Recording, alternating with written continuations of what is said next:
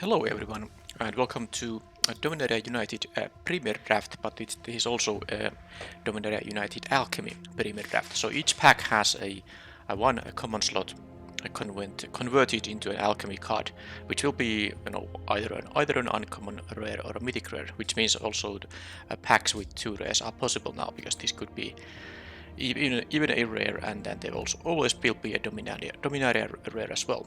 Okay, so and this is a best of 1 draft. Of course, this is not available as a traditional draft, and don't worry about the Theros Beyond Death pack icon there, because it's just some kind of bug. Very good cards in this pack are Terrasunder.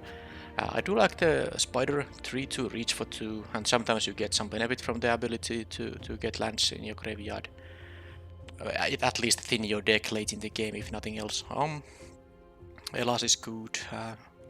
I think it's between the Terrasunder and the Spider, and this is such a decent and easy to splash card that I'm gonna take this Terrasunder here now.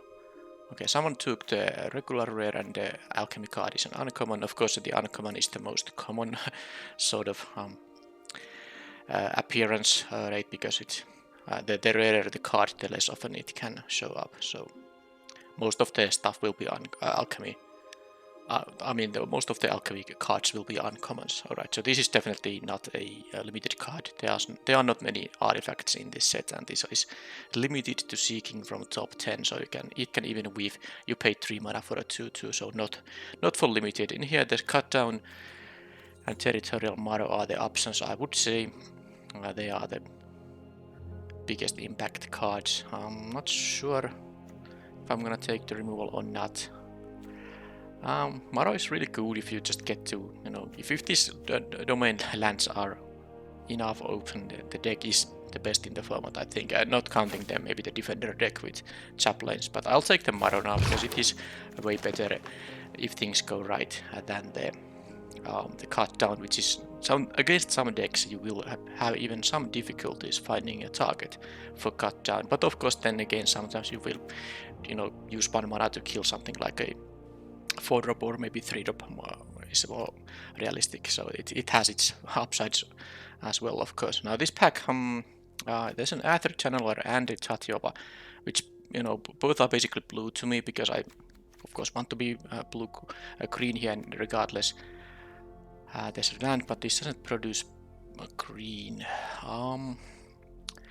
Tatioba is really good late in the game, but this is better on turn 3. Now this is always a 3-3. Of course, this mana cost is pretty hard to maybe get sometimes. I think I'll take the Channeler.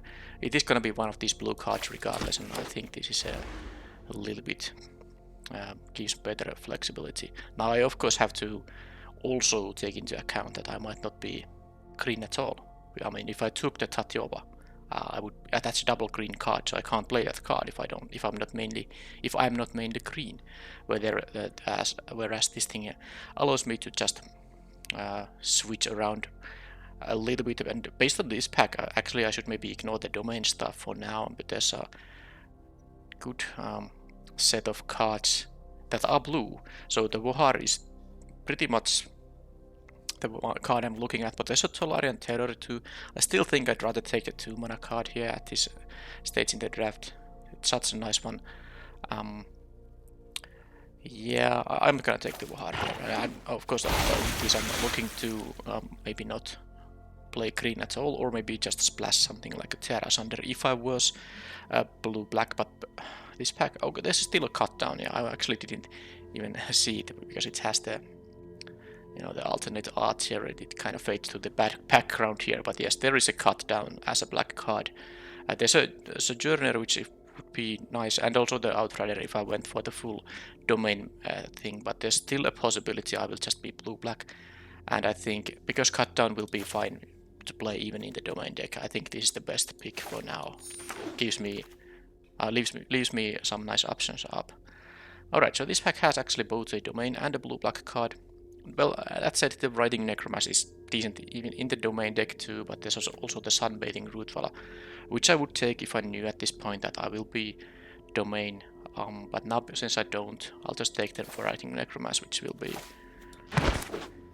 usable even if I go the blue-black route here. Alright, so now there's a Haunted Mire which interests me because of the Terra Sunder. If I'm blue-black, it would be interesting to splash that. Now this 6-drop and these 2-drops, they are fine, but I'm early enough in the draft that I don't need to pick a 2-drop just for the sake of having one. I'm gonna take the Mire because I really want to be able to splash the Terra Sunder. Alright, so here I could take the Crystal Grotto. It would basically make the Terra Sunder a 5 mana card, but it's better to cast it at 5 than not cast it at all. The fact this land gives the Scry option makes it a little bit better than, you know, the versions we had before, which did the filtering but didn't have the Scry as an ETB. There's a Haunting Figment, but I think I'll take the Grotto to give me some, you know, mana fixing here. Alright, so here, Battlefly Swarm, Gibbering Barricade. There's a bite down, but I'm not really convinced the Territorial Marrow is gonna make the deck. I'm more like I'm expecting to draft a blue-black deck here. With a green splash and bite down is not good enough to splash. It could be either of these two. But I like to be a little bit aggressive. This can also be a defensive card. You can just activate the Death Touch there. Now I have only 2 blue cards. It's also possible I will be straight up green-black without, you know, domain stuff for the Marrow.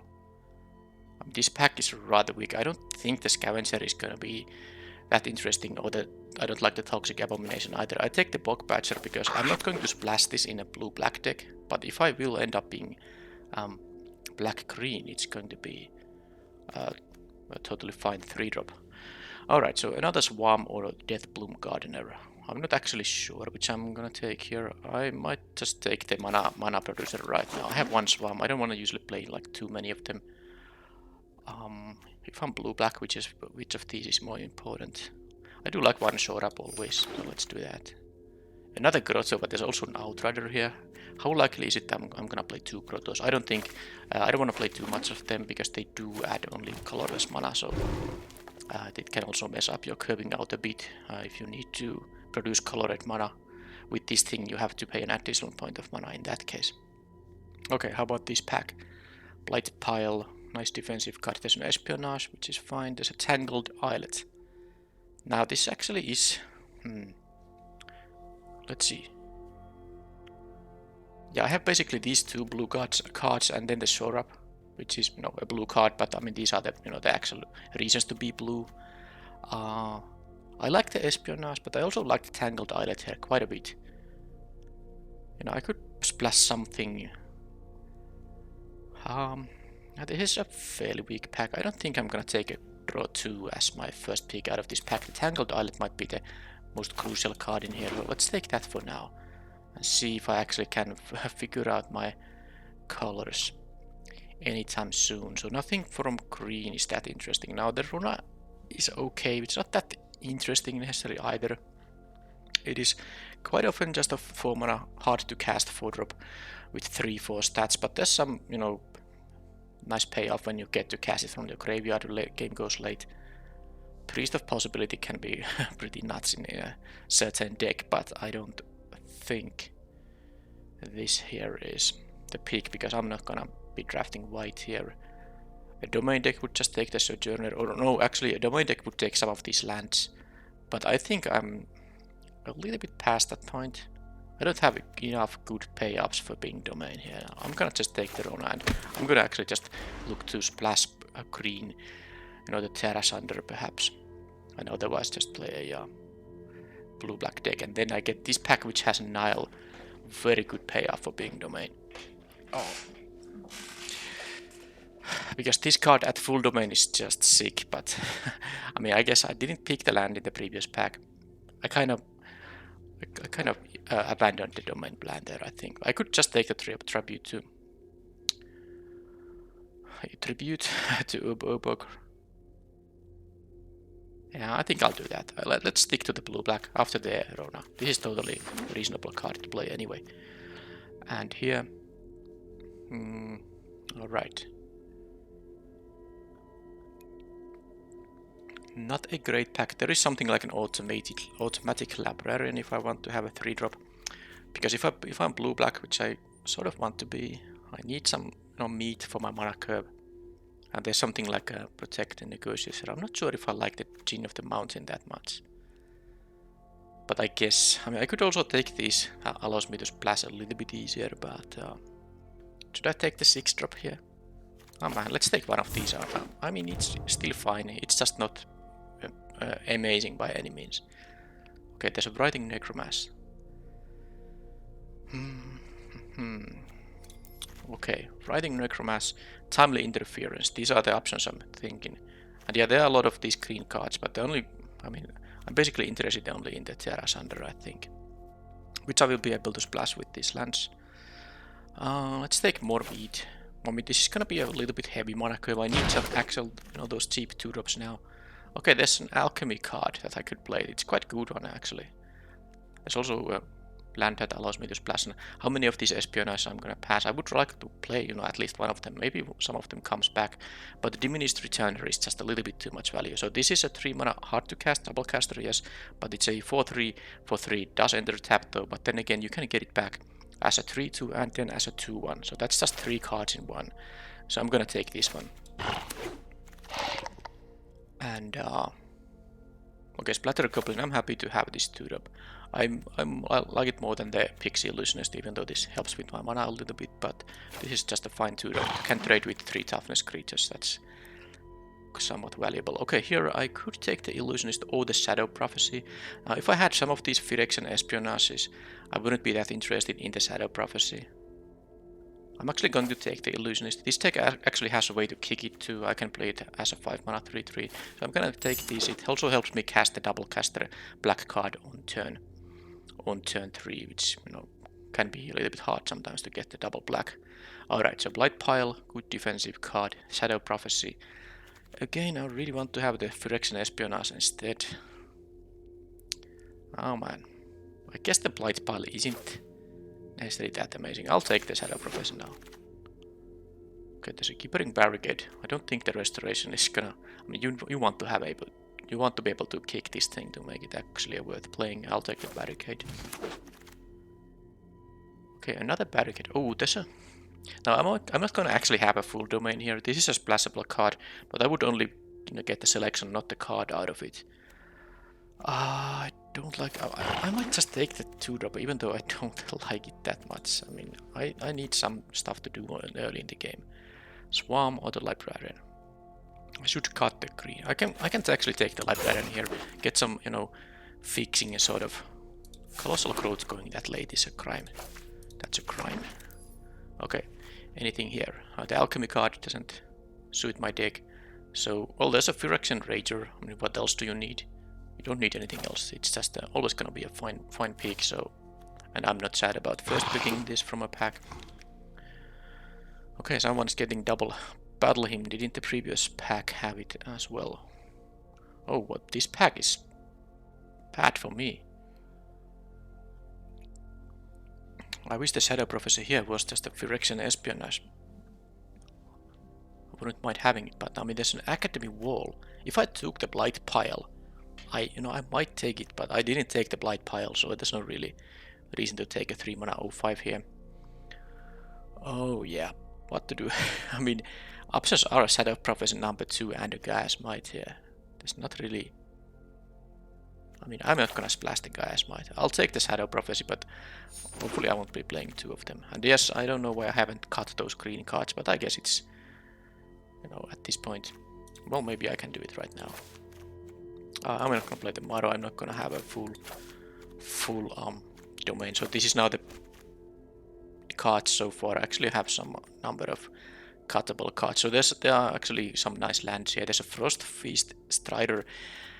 This is a 2 mana 2/1 flyer. We don't have to care about the kicker. There's also Mind Leech, Wall Leech, which would work, and Extinguish the Light. So this pack actually has 4 cards and 2 lands I'm interested in. I have to pick one of them. Oh boy, I think I'd take a cheap flyer for the reason that I need, you know, cheap cards the most, and I have these Necromasses, which I want my stuff to go to graveyard early in the game to make these actually castable. So that's the reason I took that. I don't think it was the best card. And I think the Strider was really good. Also in this deck, the Wall Leech is pretty good because I can easily have the see a 5 or 6 mana card in the graveyard. But yeah, let's just take here something. I mean, I still take the 2-drop here. Another Splatter Goblin is fine. Okay, so basically blue was completely cut. I mean, I don't get anything blue here. I might take a joint exploration though.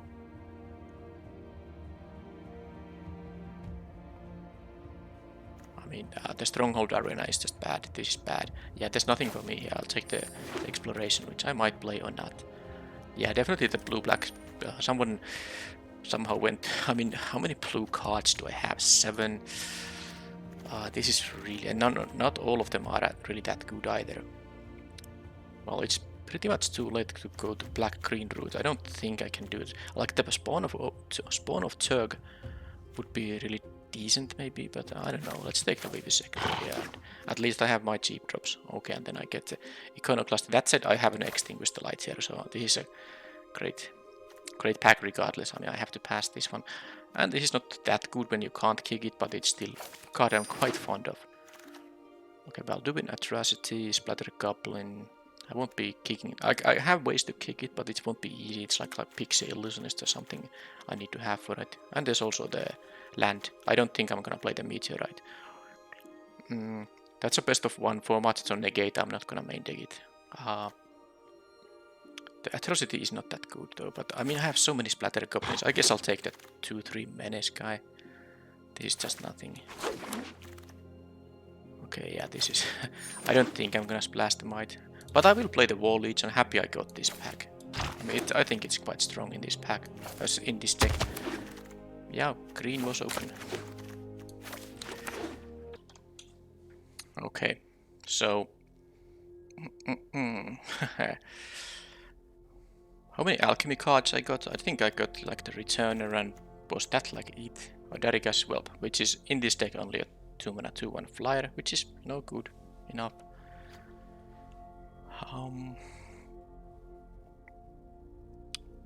Yeah, it seems like it's mostly just regular Dominaria United.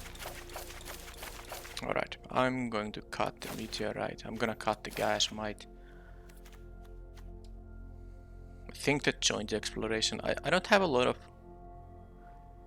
reasons to play these cantrips because yeah, there's a Runa which benefits from it a little bit, but that is the only one. I don't have the blue versions of these 7-drop that get cheaper when I have instant or sorceries in my graveyard, so I can just ignore the joint exploration. That actually drops the amount of blue cards in my sort of blue-black deck down to 6.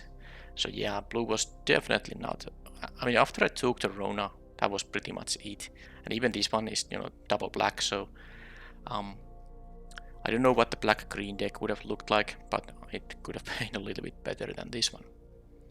However, I need to just make the deck with this set of cards, and this has, you know, decent amount of, you know, stuff going on. I'm gonna cut one of the Shadow Prophecies. I'm going to actually cut the Barricade. I'm not sure if I really care about the defender that much. The Atrocity has I have 2 ways to make red happen: Crystal Grotto and Pixie Illusionist. So, you know, getting something like a...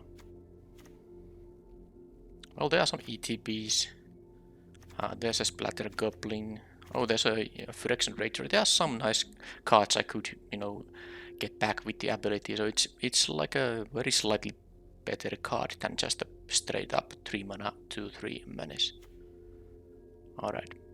So what am I gonna cut here now? I don't like the Abomination. I think I'm going to cut that. That's enough 2-mana cards that do stuff. 1, 2, 3, 4, 5 creatures, 1 spell, and also cut down.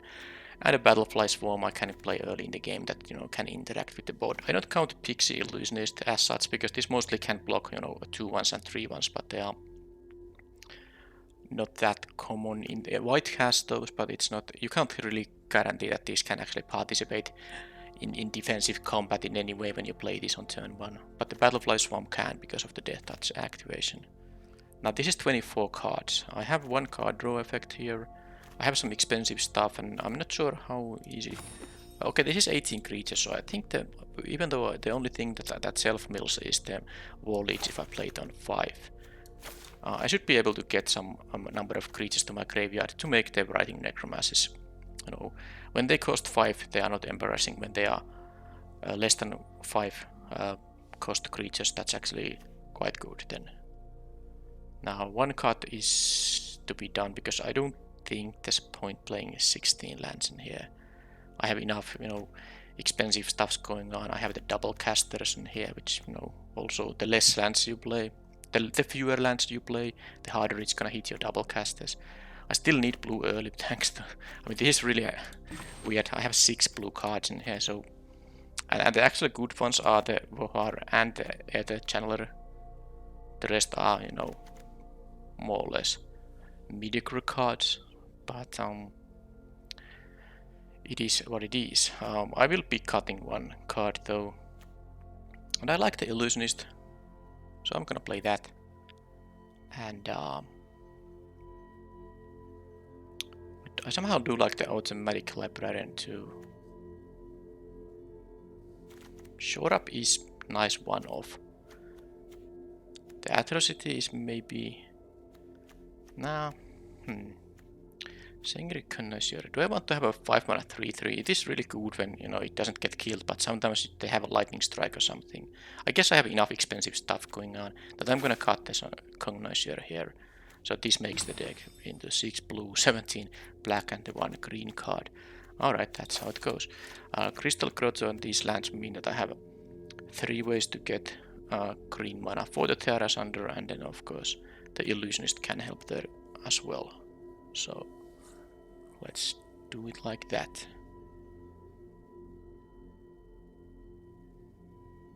Yeah, I think this is the build. So again, it is best of 1, so of course I can change my deck between rounds, but I usually don't do that. So this is gonna be the final deck. Okay, this is the Crystal Grotto. Well, I'm gonna need more black than blue for sure, because I have a lot more black cards and I have also a lot of black double casters. So let's see. I don't need basic forests. So this is like a minimum of black lands, black producing lands here. 8, 9 and basically 10, although it is sometimes awkward. If I need to cast a diminished returner by making black mana from the grotto, it will take 4 lands for instance, but I think it's still fine. Now if I add 6 blue mana sources, I don't think I need 6. I mean, I have this 1 double caster, but if I have only 5, so let's add 1 more swamp and then put 5 islands here. That is still going to be 7 lands that can produce blue. Again, this will be a 7-drop though if I have to use the Crystal Grotto. But still, it's very late in the game. It's not that hard to maybe find 2 of these 6 islands here. So this is gonna be the mana base here. And let's see how the games go.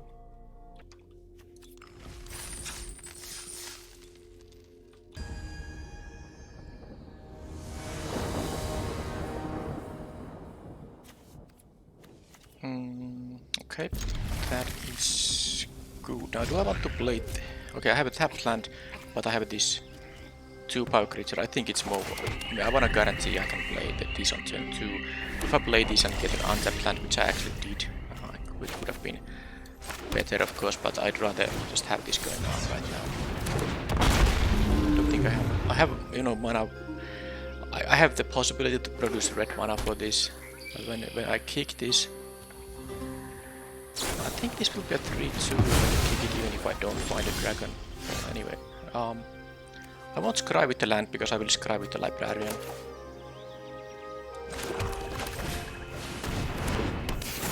I might waste the 1 scry. Okay, so land.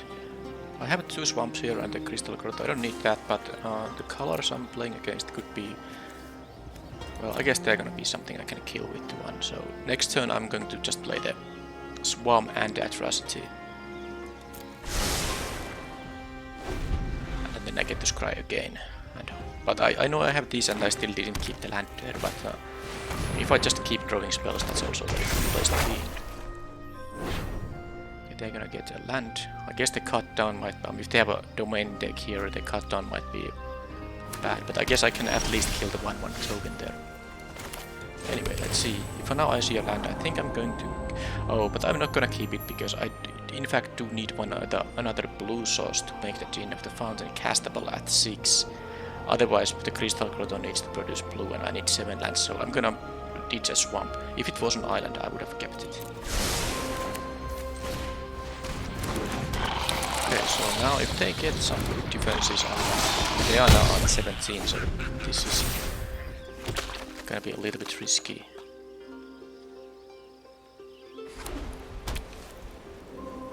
They already got 1 blocker, which I guess I can kill. But yeah, my attack force here is not exactly threatening them. And they are a domain deck which has a full domain, so they have like a couple of payoffs, and I think it's going to be pretty close to game over. Well, not game over, but it's going to be significant. It will be significantly harder to try to get any win here because I mean they have the stuff going on. They have the full set of stuff. Assuming they have the payoffs, they will be a lot better cards than my average card.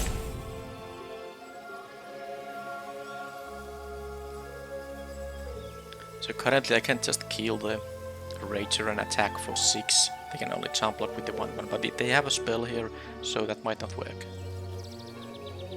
Are they gonna pass with 1 up? No, they have a P2, and so this has a prowess. They may discard a card and then seek something that is more expensive. Okay, that's quite good. They don't get to keep it permanently. They have until the end of their next turn to cast it or play if it's a land. I guess it's never gonna be a land though because it has above 0 mana value. But yeah, not much going on. If they're gonna double block the Atrocity, I might use it to cut down, but that also means I won't be able to use the Rona here. They might really want to keep the Ember Coiler there, and I want to at least 3-4. But they can use this us. They can attack forward, they get a +5/+5 and trample, but so be it. Now this prowess creature of course is a pretty nasty one to try to deal with cut down. It's only safe when they are completely tapped out. They actually chose not to discard anything, so they have enough stuff to do. They didn't want to get the pressure about being forced to play a random card or something. Okay, so they get light from there. Alright. That is nasty. So do they have a 1 mana spell here? I mean, I have to do this. Okay. So I got the island now, so I need a land to make this, play this thing, and then if I end up with more than Phyrexian Espionage, so much of that then.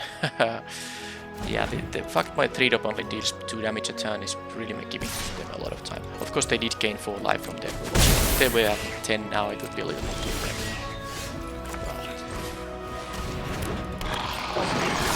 Well, I guess I'm still winning the race, but opponent has 7 cards in hand. I have 0 cards in my hand, and I don't have... I mean, the Battlefly Swarm isn't gonna do the job alone here. 11 points in the air takes 11 turns. Because I'm assuming my ground guys can't... Okay, well, scratch that. I was saying that I'm assuming my ground guys cannot profitably attack soon, but now it's so that my Battlefly Swarm has to trade with the 2-drop here. They actually, they went to 5 lands and then don't seem to have other than spells left, so this is really nasty.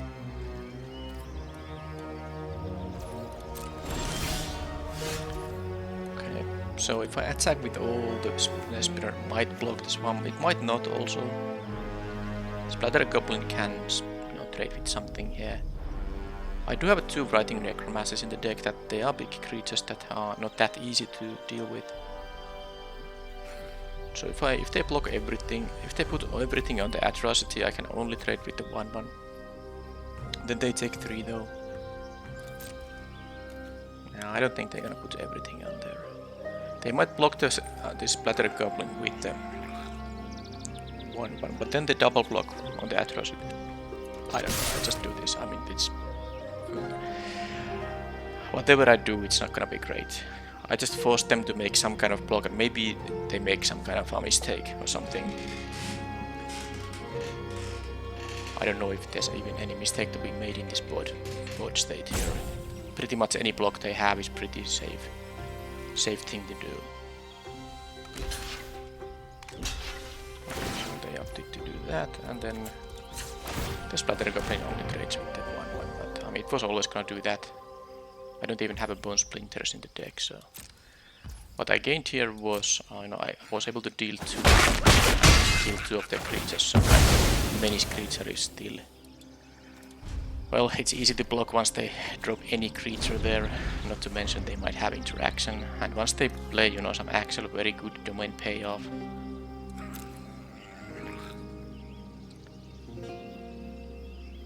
They're gonna get the upper hand very fast. Okay, so my Rona is not even doing anything here. I guess the good news here is that they are not able to block this unless they have a 1-mana spell here they can use. They didn't attack with that guy. So they have actually made me discard 2 cards already with this. Yeah, sadly, I don't think this is gonna be enough against their hand of 8 cards. Yeah, this espionage, I mean, they had time to do all this. I mean, tapping out for 5 without at 5 mana without affecting the body. Imagine if I had something like a Writing Necromancer, they wouldn't have been able to do that. At least it would have put them under a lot more pressure than they're currently having. So I guess my draws, I mean, these lands where if there were spells I could cast, things would be a lot different then, but it's not really that. I mean, yeah, you do draw lands in decks that have lands. Okay, squeeze. Are they gonna attack for 4 or are they gonna leave some blockers? They still have 4 mana left. So this is just a straight up 5 color. I guess I don't see any white here, other than the basic planes for domain purposes, I assume. But yeah, this is green, red, blue, and black. They haven't had any trouble eating those colors. This format is not that hard because they are so So let's see if I get to deal another 2 damage. I mean, of course they have some kind of blocker maybe, but another 3D. Oh, this is they could actually go for straight up for the. I mean, if they went for the chapter 3, it wasn't exactly lethal. They could have been able to put me to 1 here. Okay, Pixie Illusionist. Well, I can cast that. So chapter 3 isn't going to happen on the next turn. They just get the 1/1. So I guess my best chance somehow is to try to deal the 1 in here. And would I rather have a 3/4 ground guy or a 3/3 flyer? I take the flyer. Cast it without the lands. If I'm winning this game, that would be a miracle. I'm assuming they either get to clear the board or just deal the lethal damage right now. I won't be surviving the next turn when they get the +5/+5 and trample unless I find a removal spell as my top card. Sadly, there's only 3 points in the air, so even if they don't have a reach guy, flyer, or removal spell, I'm not threatening lethal here with the illusionist.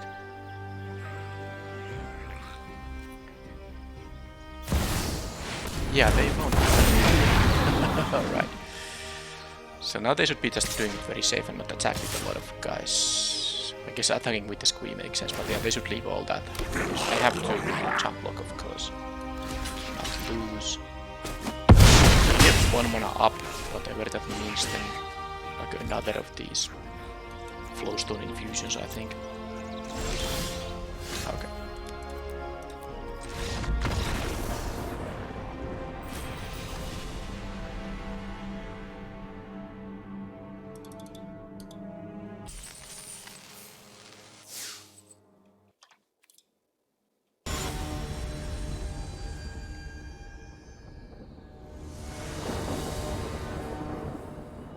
Okay, well, they are the Necromancers, but now I don't have any of my numerous early placement, given the lands here, and I can even cast Theras on the run turn 4. I'm gonna keep this, but I'm gonna need some help from my draw steps now.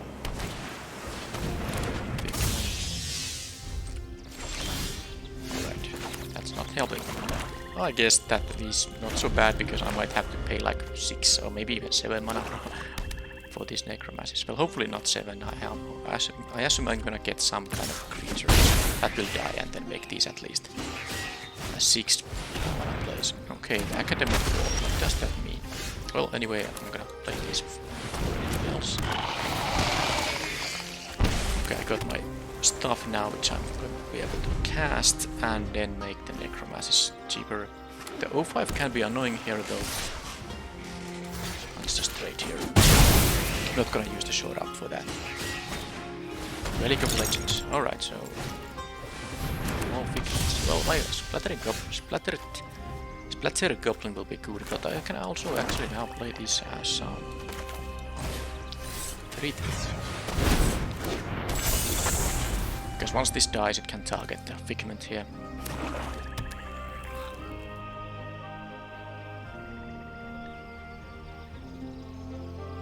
Yeah, the wall hasn't done anything to them yet, because they attacked into my would-be attacker, because I was able to just trade there. And now if they kill this, well, they didn't kill, they actually were able to deal with it without it going to my graveyard, so that's unfortunate. Okay, so they got to loot there, they put a Tide Turner away there. Okay, this is all fine. I can still I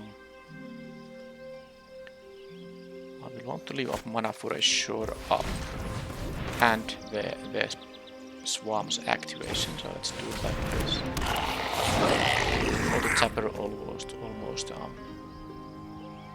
sub up there. Okay, so they're gonna just counter that. Okay, they get to loot. Sure, that actually goes to that graveyard, so my necromancies are castable now. And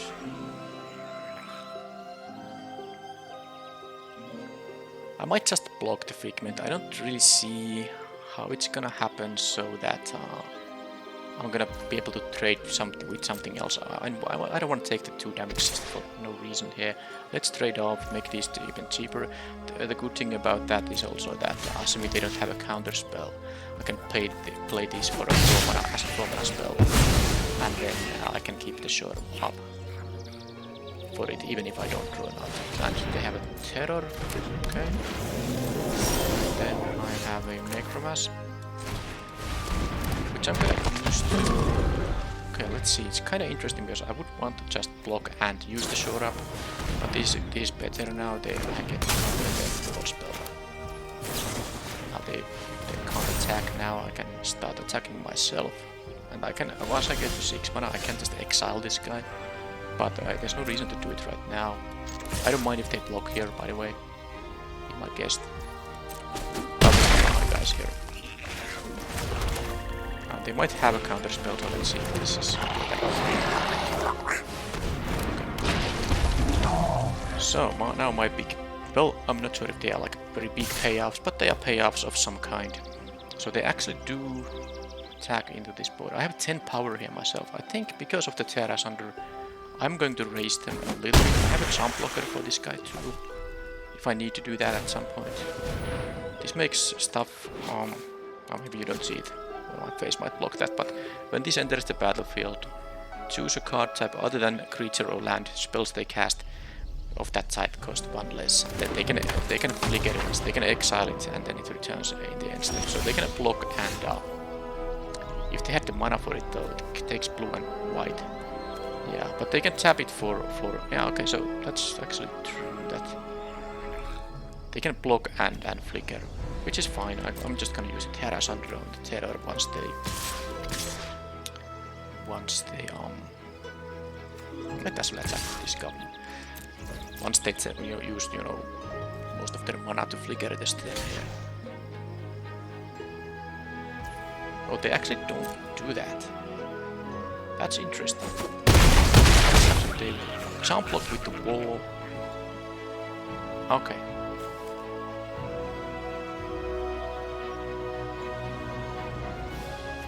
They said instant in here. Well, they don't have a lethal attack, but this is now interesting. I really hope they would, because they can tap with the relic, they can tap this for white, so they actually had the option to block and flicker it. but they didn't do that, means that they might have some interaction. So should I just play the other channeler here? Get a jump blocker? Yeah, I'd rather take a jump blocker than a land. They might counter this, but then again this is only 7 and I have 10. So yeah, let's take the bird token. I will jump block the 5/5. There's no point going way too low here. Okay, they have only one card in their hand. How bad can that be?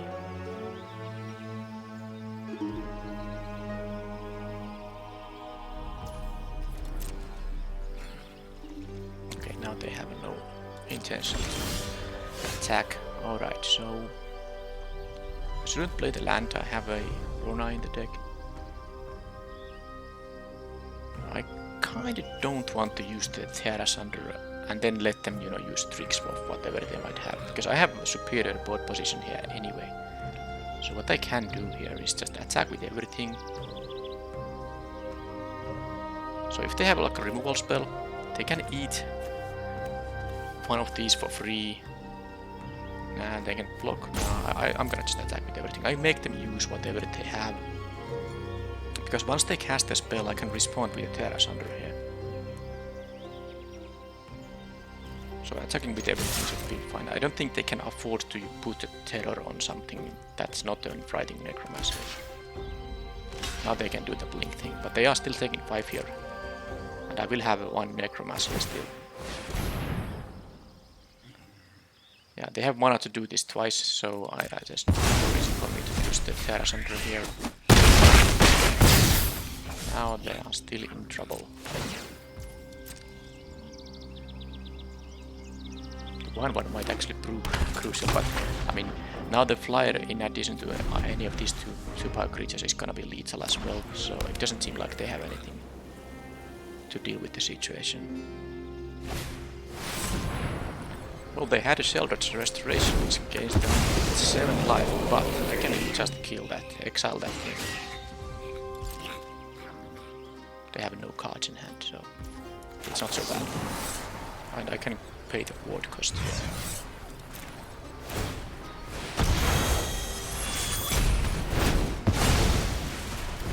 That was one way to come back, but now I can just...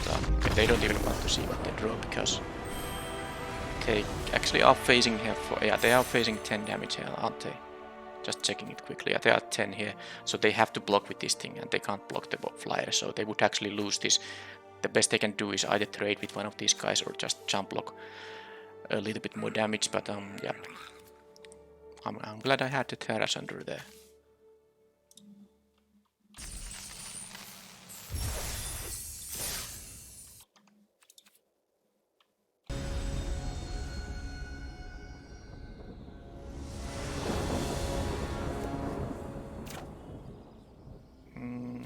Okay, so let's keep it this. Let's see, when this enters the battlefield, if it was kicked, seek a dragon card, but if you don't have dragons, this says Dariga's Whelp and the dragon perpetually. So I think you can, you know, get a +1/+1 even if you don't find a dragon from the deck. Okay, so let's see if they're gonna deal with my 2-drop here or some of the heavier hitters.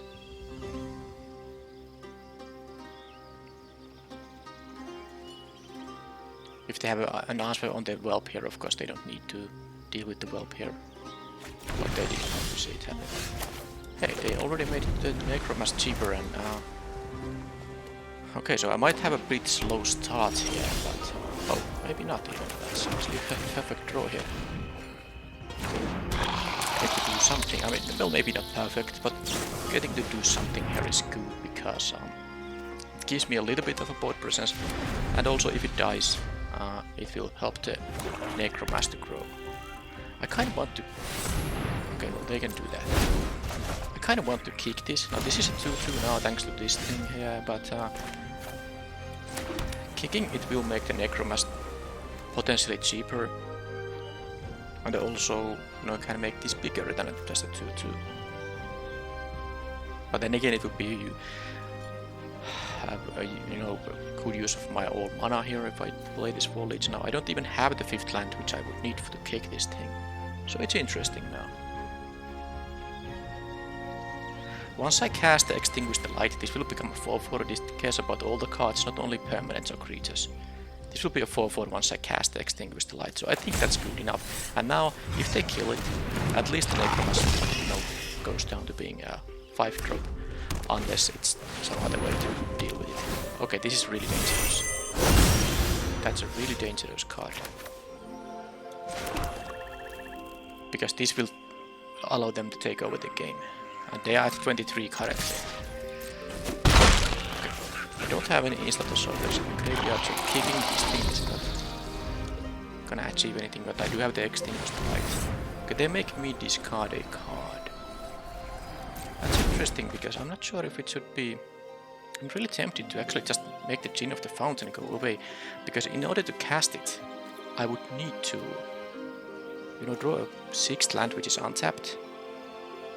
Because now what happens, I discard this thing, and this will become a 6/6, and then I can cast this because it will be a 5-mana card. So that's actually, I think that's good for me. They have a 1/1 haste. That is a jump blocker, but I might actually even kill it, am I? They will jump block with this thing. Is it important to make them go to... Maybe not yet. They have too much life for me to do that. Not gonna waste the card just to be able to deal 6 damage right now. I got hand, but... That's fine. No reason to play the land. I might find like something like a Rona. Yeah, this is fine. And if I need to cast both of these on the next turn, I can still drop the land and do exactly that. But yeah, this Goblin Influx Array, it's just gonna give them a card every turn.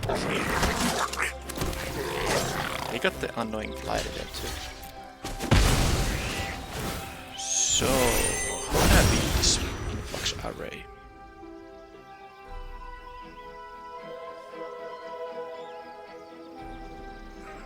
Should I let them just trade with the Battlefly Swarm here?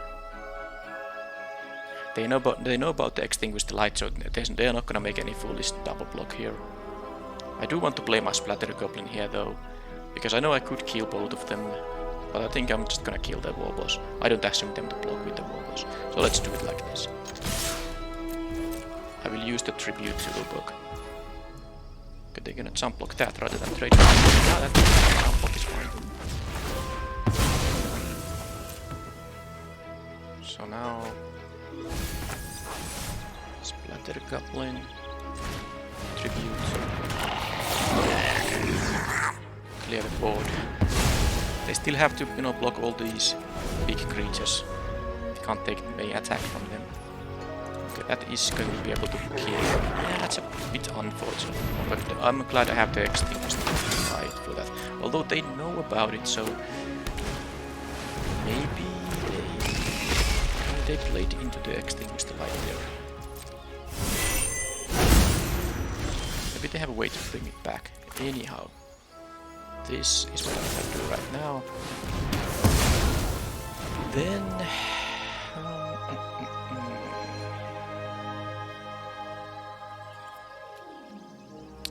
well, I attack with these, and I lose.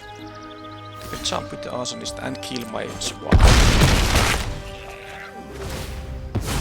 Gibbering Barricade with the Influx Arrays, by the way. Pretty good. Okay, so they didn't care about the Battle Swarm. Yeah, I don't know if I have the means to beat them here. This card is, look at this. They have already gotten, what, 3 cards out of it, and they still continue to do that. Okay, that gives them two flyers, so this is really bad. So they have also that. Also 4 colors. Fanatical Firebrand, which also deals with the Battle Swarm. Yeah, this Influx Array is just sick in Limited.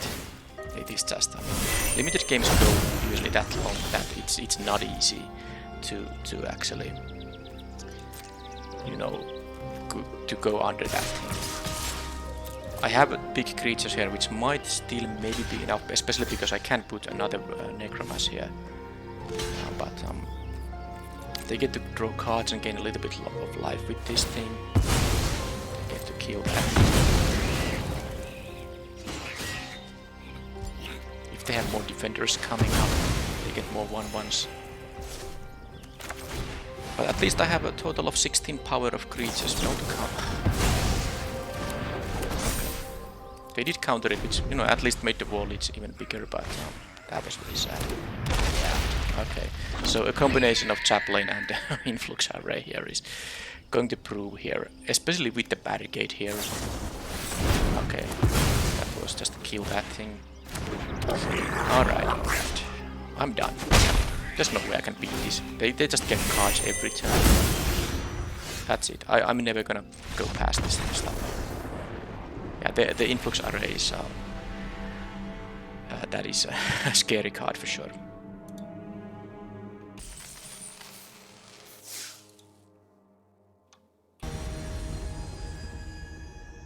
Yeah, it didn't actually look that bad until they get so many of the jump blockers from the wall and had to kill a spell on my wall each turn. Okay, well this is a decent hand against anything more normal stuff. I'm liking my chances, but let's see if there's gonna be some other nonsense coming up. Okay, might just win. I guess this, you know, could be a 3/2 flyer on 4. Let's just play the Vivisector first, because I wouldn't actually mind trading with this with something they might have to get the Scries, because I do need to hit some land drops here. Let's totally fine. Scry into lands. Oh, that's a good card, but I need the lands actually. I have a cut down for a small creature removal anyway. So with that, well, I might still, you know, keep the gun alive, making this into a 3/2. This definitely should be a 3/2, even if you don't find a dragon with the Seek ability. Maybe I can check it if I hit my lands. This can draw me a card, so that's another land. Okay, great, land is good.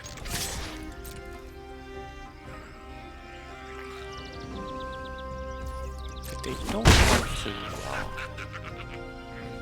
Now that's interesting. Don't want to block. That does give me some other things to consider here. I could play the Whelp and the Illusionist to just add 3 power in the air. Oh, I could also play the Whelp and the Cut down here. Now let's do the 3 mana. And I want to draw a card and to hit my land, so a 1/1 flyer wouldn't be bad, but the land is... card is important to not get stuck here. And who knows, maybe I can even find one of my 3 lands that can produce me green mana to make this into a 3/3. Cavalier, that's good against the Channeler, but also it's not so... Okay, Shore Up. Okay, well this is interesting now again. I have a bunch of these tricks available. Cut down also.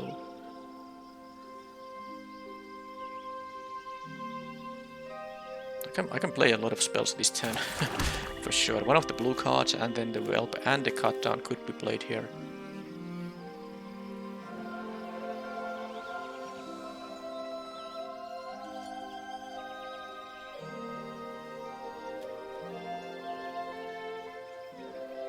If I attack with the Splatter Goblin or the Channeler, it's just gonna be blocked by the 1/1 here.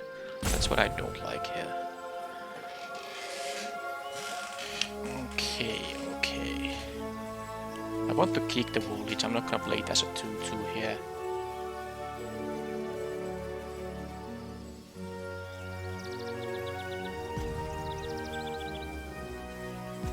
I don't have to attack with anything here. But if I play the Illusionist, then I mean, kind of waste to not... I guess I can just... I guess I'm gonna just do it like this. It seems a bit awkward to you know, wait to play this maybe as a 3/2. I'd rather use my mana, you know, in an efficient way here, and then use the Cut down still maybe on their turn. I don't have to attack. There's no... I mean, I don't need to attack here. I can just, you know, use my guys to block their guys. It's not like they're gonna have any good attacks either. I guess the only attack they can make is to attack with the 1/1, but then it's not available as for a blocking duty. Okay, so they have also black cards in the deck. They didn't care about the bone splinters, even though they have some sacrifice fodder in here and they do have mana for it. But since my stuff isn't really that worth removing here, so I understand them discarding that thing. Archangel of Wrath. Come on. So... yeah. So, like I said early in the game, if they have nothing, you know, that's crazy. I like my chances. I don't like my chances. Okay, I'm gonna kill this thing because I don't want them to utilize it anymore. Okay, well, at least this happened. That was pretty much a necessary thing to happen there. That was still a 2-for-1 they got out of that deal, but now I have a chance to, you know, maybe mill a 7-drop with this thing. No. Oh man, that's insanity. Ooh, I don't like. Okay, so dealing with this thing twice is annoying, but let's see what I can do here. Okay, there is a 7-drop there. Also a Runa, so that was a good set of mills. But sadly, I'm gonna lose 2. They actually can filter the mana to kick this twice. Or was I wrong? No, they were. So they just killed, you know, 4 of my guys with this thing and they still have it there.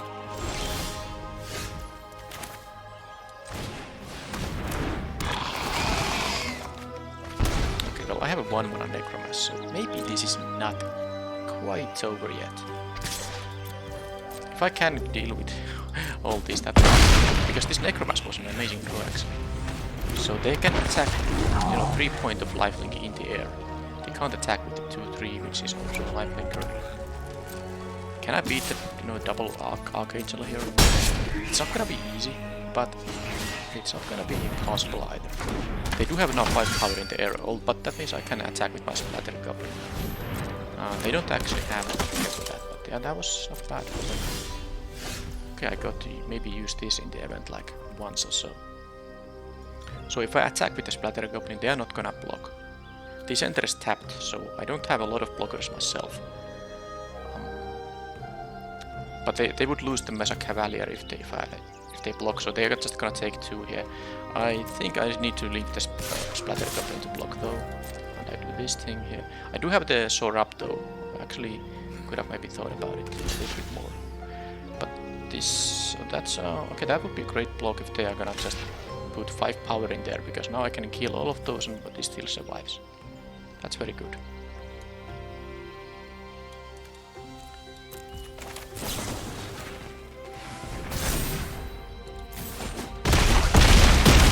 Okay, so I wish I did attack with the Splatter Goblin, but so be it. 5 power in the air, they get 3 life, but I have a board in there. I have what? Oh, the atrocity bit. Alright, so actually, I wasn't able to kick it, so that was not gonna happen. But look at this. So they have a 2-3 blocker, assuming a land in hand because they conceded.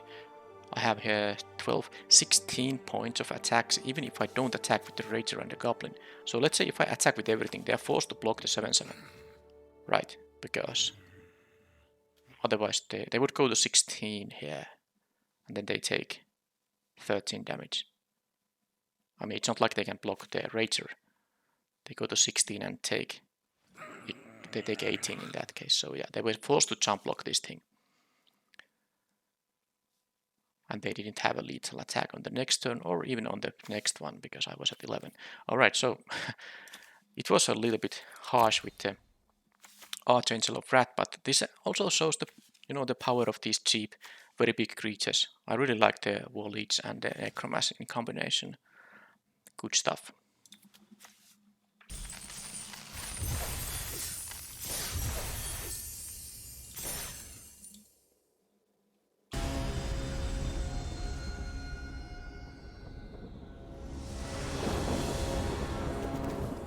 Okay, that is a nice hand, and if you have seen my, you know, my other drafts from, because normally I do traditional drafts, this also is a good showcase of how the starting hand algorithm works in best of one, because I don't think I have had elegant once. I have had these sweet starting hands all the time here. I think I prefer a card here.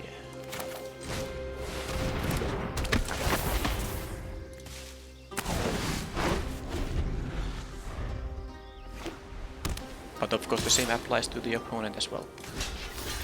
Please let me lose my creatures so that I can make my necromancers too.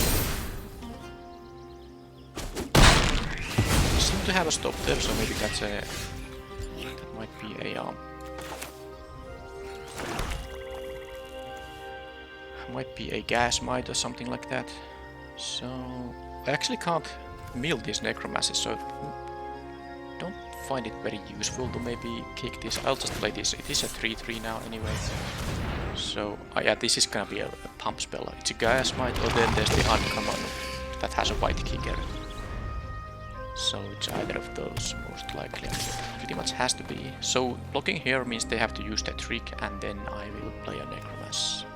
Maybe if I draw, if I do draw an untapped land. So let's make them use them. Oh, no blocks. Kind of forgot this has an intrinsic pump ability they were able to use there. Almost made a mistake there. Of course they were just used for one other. Okay, they had that thing. Alright, so how to do it? Well, I'm going to first attack. And they might have the trick, and they might use it now, but it's kind of fine, I guess. So I can now block the missionary with the splatter goblin, it's fine there too. And I of course have the sword up, but I assume they do have at least +2/+2 available, so making this into a 4/4 isn't that useful. I will lose the splatter goblin though. And that allows me to cast the necromancer on the next turn. They have a domain of 4 here, so this can deal 7 damage. But let's make them use their trick.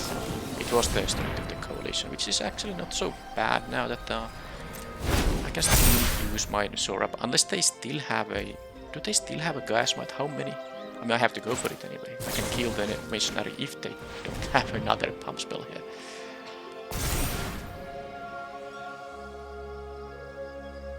I mean, they seem to have it, so... Let's see if they're gonna save the missionary from this. What else can they have? It's gonna be another strength of the coalition. Right. Tribute to Urbok. Alright, so I can't kick... Well, I can exile that guy. Well, first of all, let's just play Necromancer, right? Now, leaving this as a blocker wouldn't be the worst idea, because if they have a kill spell of some kind, this will be a 7/7, but with these colors, they can have like a white, pacifism. Well, not the pacifism, but the exile until this leaves battlefield effect. I think this is not going to block here, so I'm just attacking both and hope whatever they have is going to be, because this is a death touch creature, it can block the root wall even if it threatens to be an 8/8. So I just hope they don't have. Oh man, that was a mistake. I didn't realize that is a thing that hurts me so much, because if I had... I didn't realize destroy evil is a thing. Well, that was my bad for sure. That was my bad. Absolutely. Oh yeah, because I'd rather them be at 26 and me being at, 11. Oh man. Destroy evil. Okay, well that was me. I literally just didn't think there was a... I guess they could have also been bite down if they had an untapped land, pump this into an 8/8, and then bite down my necromancer. That was also... Yeah, so that was like 2 commons they could have. Yeah. Well, I don't like my chances now, because this is... I might still win, but this is going to be very hard. I can use the tribute here to deal with the spider. So let's see what happens now. Of course, I'm no longer going to be able to attack being at 4 life here. Okay, that's gonna be annoying. I might have to actually just kill it with the kicked tribute here. I also don't like the fact that this is very strong for them to be able to thin their deck. This game might go very long here. I wish I was at 11. That would give me some attack opportunities here that I now don't have. So this is animates for until end of turn. I guess I just have to. So I'm gonna kill this guy. Maybe I should have done it before it, you know, before it happens. Like I mean, I could have done it before it went to end step. But now the swarm isn't bad. It deals with the root walla. I can take one 3-power attacker here. So if I attack with the wall leech and have the swarm, I can still kick the terrace under and still activate the battlefly swarm. Except that that's not the case. I don't have enough black. Kicking this requires black, and playing this requires green. Yeah, I can't do all that. I need more. I would need more black. So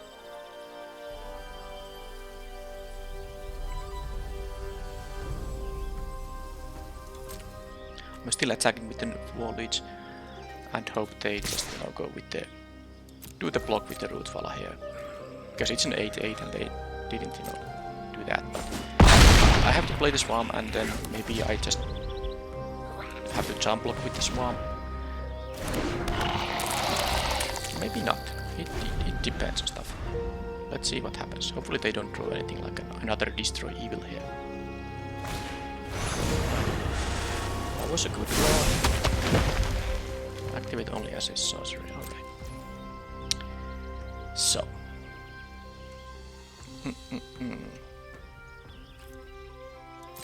not gonna use my trick here. I'm gonna do it like this. This is, in my opinion, enough for me to take the counter. I'm gonna attack with everything there. Do I need this thing on the battlefield? Because I have the, you know, the Rona, of course, in the deck. I can activate these and use the Terra Center now. Yes, that is right. So if they drew just a land and attack with everything, they won't be winning, and then I have a lethal counter attack.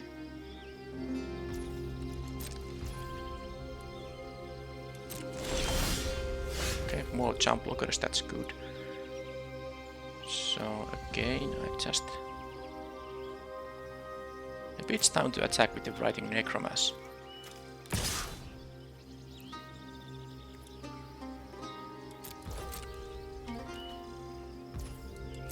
Okay.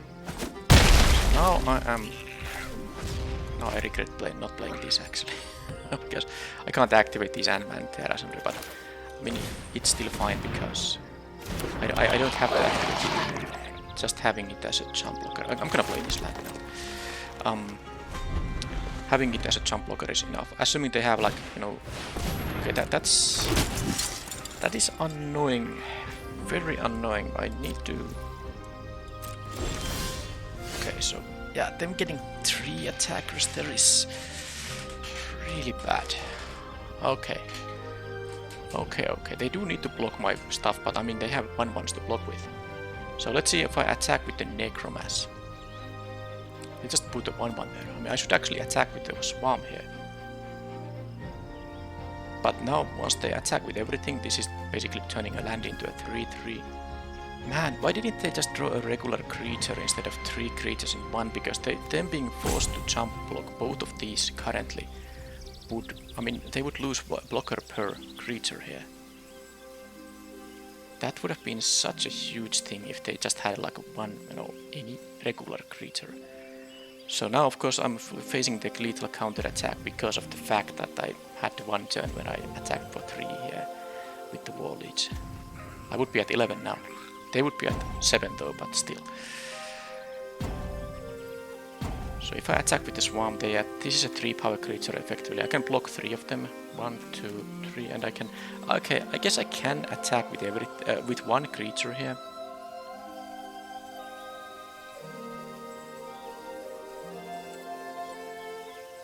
Because I can block 3 and then exile 1, and I will take these tokens through. I can also just, you know, attack with the Necromass, I guess. They're gonna have to block anyway, so I take 1 token less. And I can, yeah, I like this attack like slightly more. Let's do it. The put one token there, I guess. Attacking with the Swarm is, nice in the sense that it actually deals damage to them. Okay, so that's an interesting thing now. Am I supposed to just let this happen? Because I want to use the Terra Sunder as a way to, foil their all-out attack. So I'm gonna actually let this happen.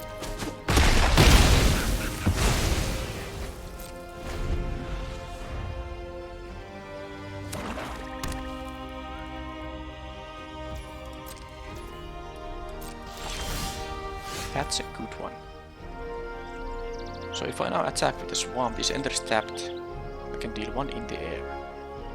Then I can block 2 of those guys. And then exile 1.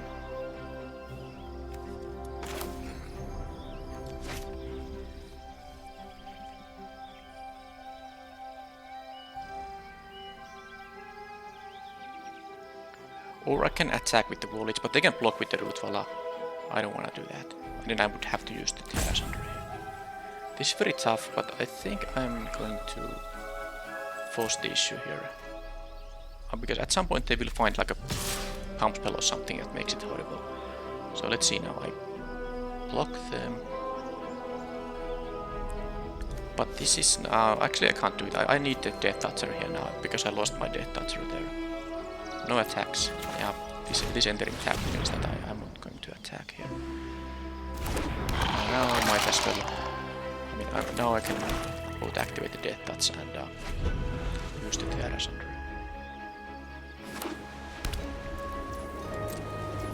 Okay, so now the thing is, am I supposed to just force them to make the jump blocks? Because I could Terra Sunder the Rootvala. It is the thing that prevents my ground guys from attacking.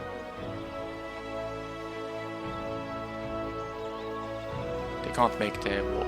Yeah, this is only a sorcery activation, so they can't make blockers out of those lands. That seems to be the case. Let's get rid of this thing here.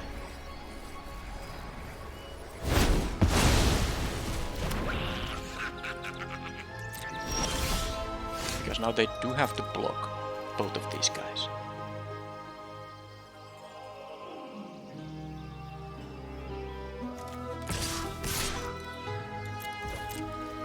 And then on the next turn. Well, they will get some life here now though. But then blocking the diminished returner is nice because it comes back. They are now able to attack with the land now. But that also means this can't block. But Emblem is good. It has trample to make dangerous. Okay, they didn't activate the land for attacks. That's really good for me. It had to jump back there. Oh, we're taking 2 here. I do have a domain of 3, so I have some selection there. So the Trampler is really big issue here.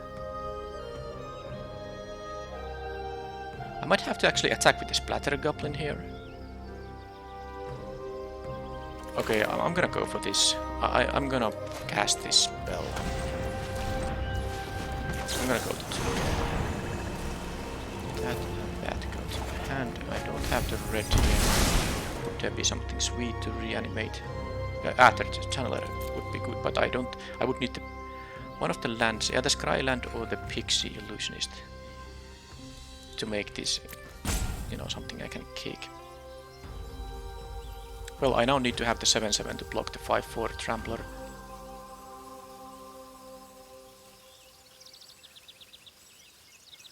I want to attack with the Goblin because that allows me to, get rid of the 1/1 token, which is a good jump blocker on the wall leads. So once the token is gone, they must use something better for that. So this leaves me a mana activation for the Battle Price one. I'm gonna play I know I have the Rona in the deck, but I mean, if this dies, I want it to come back, so... Then again, how likely that is? I guess it's likely. If I draw the Rona, maybe it's like good enough. Even though I have all these lands on the battlefield. That is another problem. I have some toughness here though. It's not so bad, but... Well, I guess I have the discard for Rona right now.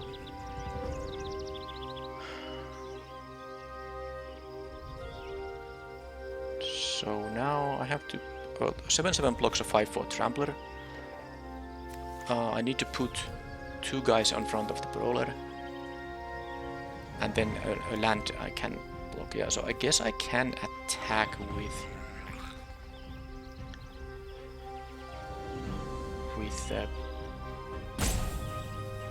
I think it's still gonna be the Splatter Goblin, right? Yeah, I think this is just about enough. Yeah, it is. Maybe. Oh man.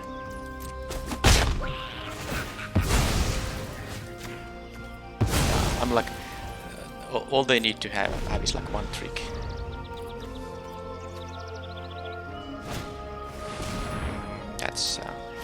That's nasty. I need to actually find something very useful now. This is gonna be really nasty. That is like something. Getting those scries will be a little bit useful. So now the problem is they can just block with this thing and make it indestructible. Alright, so let's see. They can also scry too. I need to block this thing. They need to discard a card. Yeah, that's bad. So again, I think with the Vivisector I need to block the 5/4 with the 7/7, 4/3 with these 2 guys, I guess. And then the new Benalia thing with the Vivisector.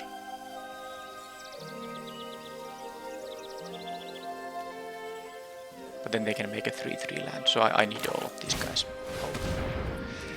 Alright, I don't know what I can draw here, but yeah, the fact they do these specific things is making my attacks impossible now. Okay. They draw what they need, and I definitely haven't drawn what I need here. Alright, that's it. Oh, that's too many lands. 1 land in the graveyard. 3 in hand, that's 4, 8. It's 13, yeah. I have 4 lands in the left and 9 spells left in the deck. Yeah, the Captain's Call there, it was a little bit too much.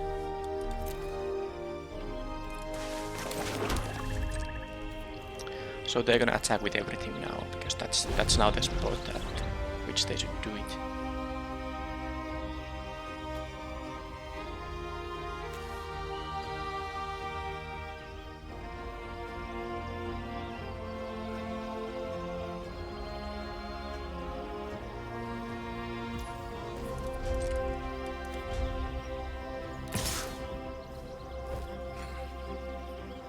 Well, they can make that into a 7 power creature, so I can't block. So they didn't attack with everything. You know, makes sense. I'm blue-black. I can have a lot of different kind of instants here. They get the scry there, and then I have to block with, I guess, with the diminished returner here. Make them discard a card. I get the scry, and then I get to bring the returner back once more. I didn't actually activate it. Well, that's interesting, and that's really interesting draw too. Why didn't they save it? So they have 2 cards in their hand and they are like not nonsense. What is this? I mean, this changes everything. Kind of.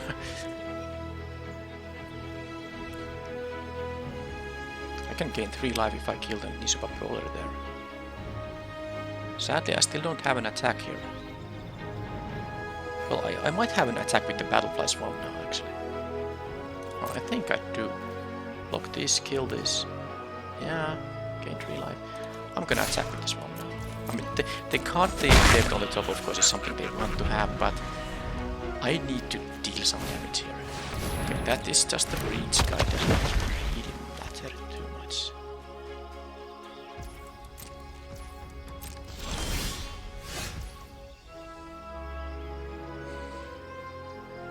Yep, can trade with the sentry here, no big deal.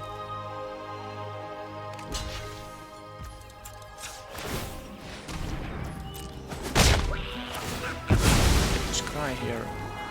Gene of the Fountain, thank you very much. That leaves me mana up for everything. Well, I don't even have the death touch activation. Okay, so if I get the gene, I mean this is now 1 attack, 1 win. They need to find their good stuff right now. That is good. Sadly, that means I need to kill that, not the Nisor Roller, and I don't even get to gain the life here.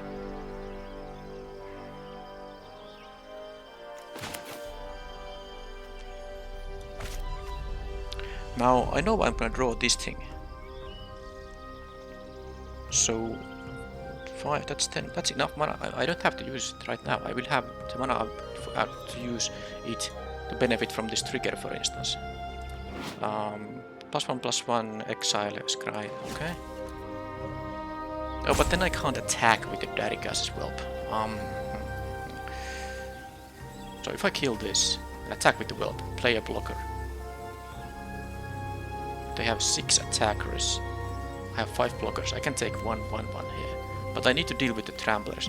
That is actually not good. So I'm gonna not kill this, not gonna attack with that thing. I'm gonna do this exact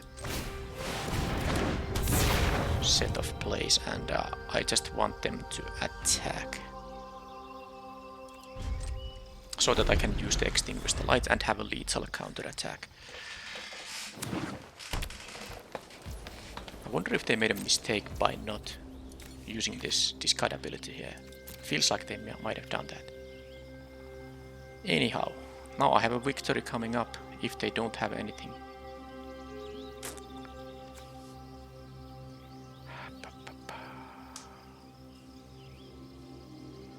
I have to go for it, right?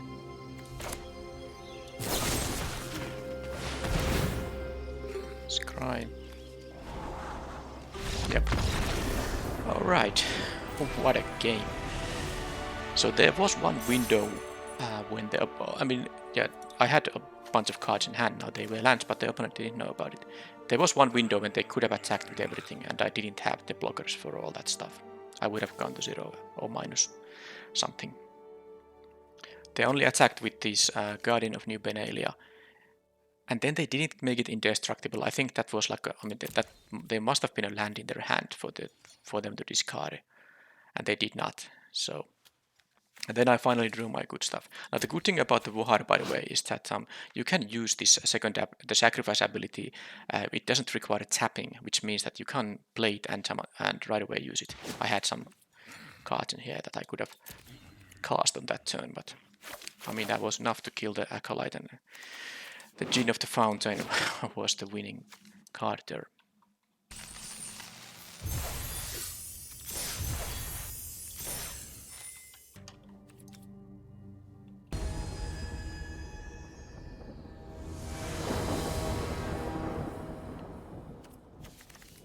Okay, well, I do have a domain 3 for this thing on turn 3. I'm on the play. I'm gonna keep it. I don't have anything to affect the board yet. I guess I can scry with this thing on turn 2 to find something else. Yeah, this might be the time to try to find something. I mean, if I find a creature... Well, is that the kind of creature I wanna play on the next turn? Maybe not. Because I'd rather, just maybe play the Shadow Prophecy. Okay, well, this is the kind of creature I would have wanted to play, but I can't do it now that I played the Grotto on the previous turn. It's still fine though, I get to have a nice Shadow Prophecy here. Yeah, I would definitely have. Might just play this as a 3/3 there, who knows. That is a good one which I need to deal with. Because once they get free cards from this thing, it's gonna be very hard to deal with that. Alright, so do I need another green? I don't.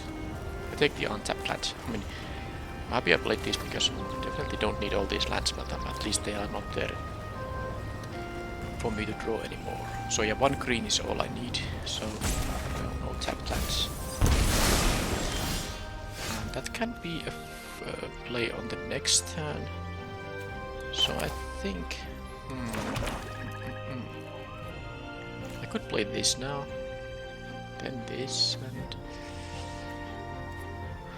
and kicking this is one thing, but I don't think I need to kick it anymore. It could be for a 3-3 for quite long now, I think. But there's no guarantee I'm gonna mill, you know, anything that costs more than 3 anyway. So I think the mana efficient play is here. I can at least block the 3-4. And if they attack with it, which means they have a trick of some kind, I'm definitely blocking because that makes the Necromass cheaper. And this, of course, kicking this would make the Necromass you know, cheaper because I can mill creatures, but I have a Pixie Illusionist coming up anyway.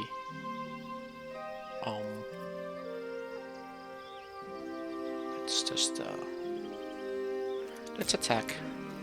See what happens. They might just use this ability. They have a domain of, well, that's a full domain, of course. So they can just use 3 mana to they can use that. That's okay. No, they don't get to use this card. Now the question is, should I play the Vohor and the Returner, or just play the Illusionist here? I think it's maybe just the Illusionist here now.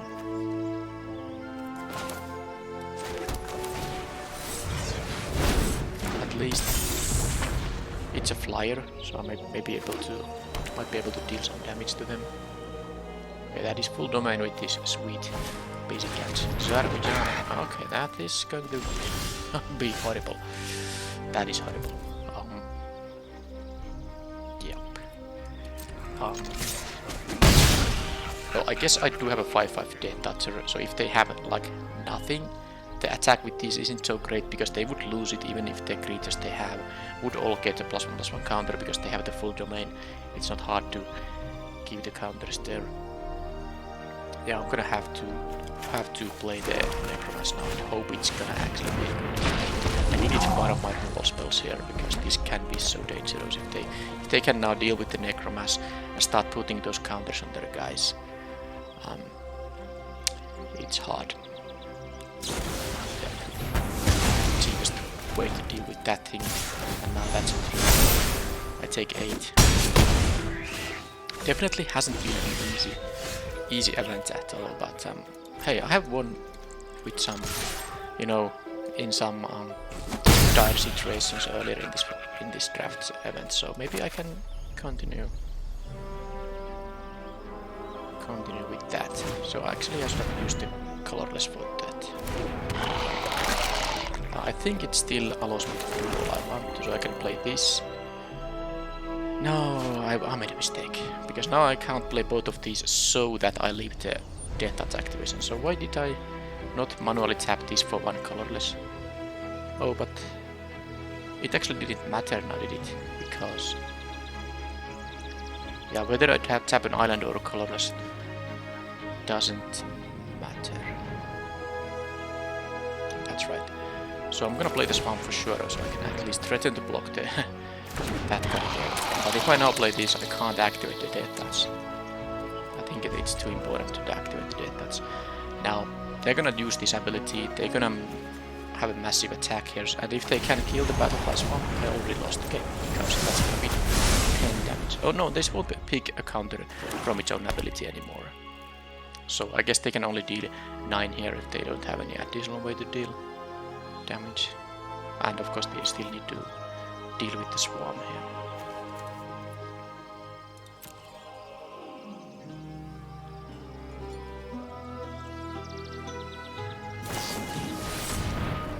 Well, they can do that, and then they can attack for 9. I'm at 1. That has haste. Game is over. Alright. Well, that was... I mean, again... the opponent did have, you know, the lands, but it's of course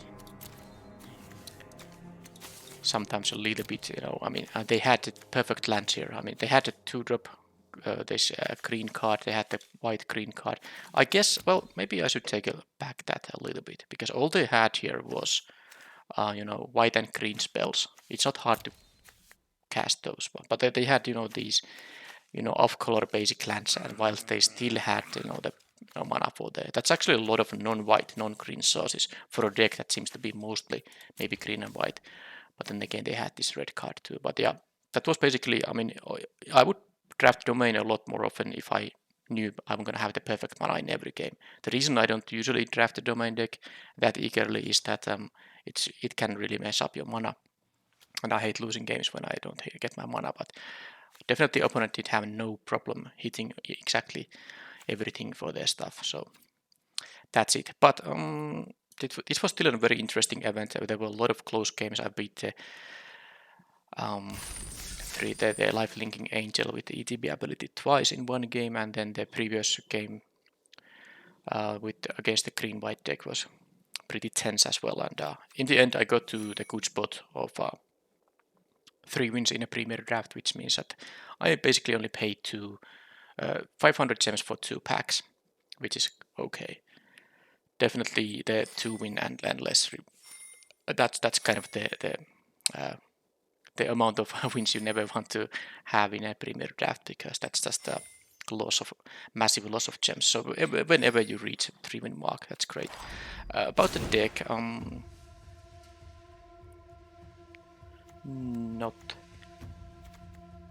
much to say. I mean, anything that we already didn't know, which is that Necromass is good, and well, that's pretty much it. There was nothing special about this deck. It was just a regular blue-black deck that has red Necromasses, or then the Solarian. The blue version of this card is another thing you often want to play in this deck. Good stuff. Whenever I won, it was mostly because of these cheap big Death Touchers. Okay, so that was my first Dominaria United Alchemy draft. It wasn't my first, but it was the first one I recorded, and I will be playing this format until it's no longer available. So the next few uploads on my channel will be this format. So because I plan to complete both the Dominaria United set and also the Alchemy set, mostly by drafting. So that's why I'm going to have this content. And I think when this draft format ends, there will be some traditional Dominaria United drafts after that, before the next set releases. So that's the plan for the immediate future. Thank you for watching, and I will see you in the next video. Bye bye.